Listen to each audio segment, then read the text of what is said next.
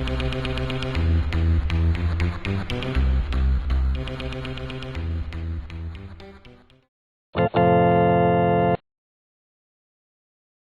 name is Elena, and I am a visual artist and curator from Veliko Trnavo. I finished my bachelor's degree in the Faculty of Fine Arts here in the city, and I'm doing my master's now on the same, art pedagogy. And a bit about how the exhibition actually happened. It all began in October last year when I have a curatorial project. I work with artists each month, and it all started in August with the 48 Hours Varusha South Festival. And so in October we had an opening night, and the project is containing one object that all the artists should use. It's a big aquarium, and it's like 90 centimeters tall. And the installation the artist did that day was with the aquarium. And unfortunately, on the next day when we went to see it, the aquarium was gone, and no one knew where it was. And so a huge process of investigating began. And it turns out Bencho, the guy, the man who took the aquarium, this is where the name of the exhibition comes from, he lives like 2 meters down from where the aquarium was. And he says, I'm not sure what is entirely true, but he says that he saw 2 people taking the aquarium, and he was like, no, this is my aquarium, you shouldn't take it, you shouldn't steal it. And he stole it himself. So 3 weeks passed by. I didn't know anything. I just kept on investigating and investigating. I had these crazy, wild theories of how, I don't know, someone wanted to harm the project or harm the artist, or it was just a pure form of vandalism. I don't know. Anything came into mind, really. And one day, a friend of mine sees that guy because he sells books on the streets and plays live music. And he saw him, and he was like, hey, have you seen an aquarium somewhere around your house? Because we've been looking for it for like 3 weeks. And he's like, yeah, it's at my place, it's at home. And so we found out where it was. And I went to meet him. I went at his place to talk about the whole situation, to drink a rakia or two, and have this... Actually, I just wanted to understand the process a bit deeper. I mean, what was in his mind when he decided to took it? What drove him to do those certain actions? And I was really fascinated by how this simple act of just taking an object can unfold behind itself like an avalanche of different circumstances and processes. So. This is what the exhibition actually is all about. It is a deduction of a situation, of how everything unfolded itself. And at the end of our conversations, I was like, because I knew he did comics. It's not on a professional level or something, he just does it for fun, but he's really good at it, and I really liked the style of his work. And I was like, well, why don't you make a comic about the whole situation, because it's an absurd one when you look at it. And he worked on the comics for a month, I think, but he said, I can't do a comic without having a song, because as I said, he's a street performer. And he wrote a song about the taking of the aquarium, the bread itself. The song is called The Celebration of the Bread, because the installation of the artist that month was a huge piece of bread into the aquarium. And yeah, he did the comics, and I started working on organizing a space for the exhibition to happen. I should give huge thanks to Lars Nordby. Without him, we wouldn't have a space. And here at Stoya is a gallery I set my mind on for quite some time. So yeah, it happened. And a bit more about the works.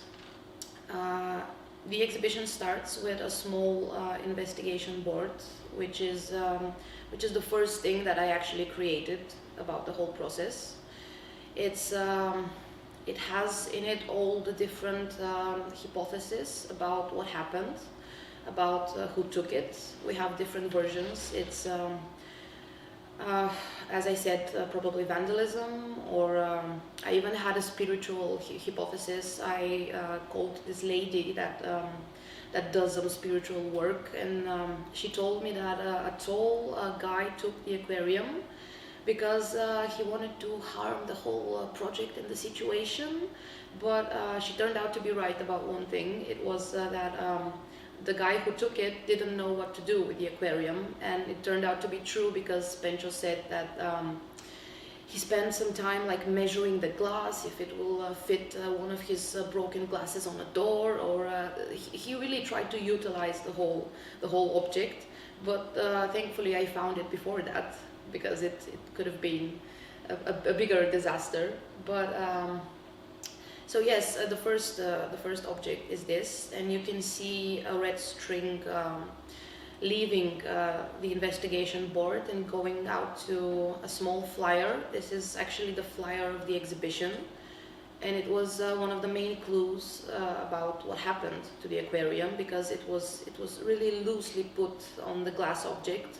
And we were like, well, if someone took it in a hurry, they would have left the flyer, or if someone intentionally did it to harm us, could have took everything with them. And when I went to take the aquarium from him, the first thing he did was hand me the flyer, and it was all wrinkly and crooked, and it's just a really good representation of what actually happened.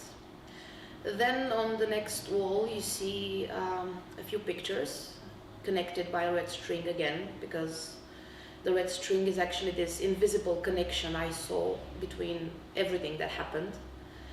And on the pictures you can see the making of the bread that was in the installation. You can see the artist holding the bread. You can see the guy's front door, because when we went to look for the aquarium at first, we looked around the perimeter, and as I said, he lives like 2 meters down from where the aquarium was, and there was only one window with light in it the night we went searching. And we were like, oh, maybe this is it, maybe this is who took it, maybe we should knock on the door or anything. But the artist was like, nah, here lives an old guy, and he wouldn't really take this heavy big object and you know, take it home.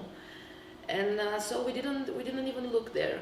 And then when I went to his place, I was really fascinated, because you see the door, you see the window, you see some pictures of the inside of his house, you see some pictures of his hands with which he took this big object, you see some pictures of the stairs he had to go through, because it's a really rough terrain.